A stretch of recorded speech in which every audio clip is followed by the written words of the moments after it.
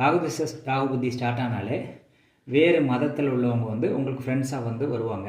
ஒரு கிறிஸ்டியன்ஸோ முஸ்லீம்ஸோ வந்து உங்களுக்கு வந்து ஃப்ரெண்டாக வந்து இருப்பாங்க. அல்லது வேற்று மொழி பேசுகிறவங்க வந்து உங்களுக்கு ஃப்ரெண்டாக வர்றதுக்கு அதிக வாய்ப்புகள் இருக்குது.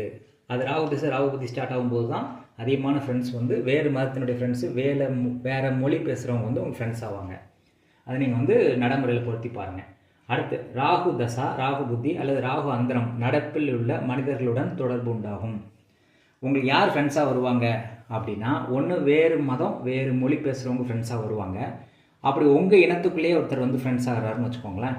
சப்போஸ் நீ சொல்கிற மாதிரி வேறு மதத்துலேருந்துலாம் ஃப்ரெண்ட்ஸ் வரலடா, ஒரே இடத்துல தான் வந்து வேற ஒருத்தர் தான் எனக்கு ஃப்ரெண்டாக இருக்கான், அப்போ அது எப்படி சாத்தியம் அப்படின்னு கேட்டிங்கன்னா, அவங்க ஜாதகத்தில் வந்து ராகு தசை, ராகு புத்தி அல்லது ராகு அந்தரம் வந்து அவருக்கு தசையாக நடந்துகிட்ருக்கும்.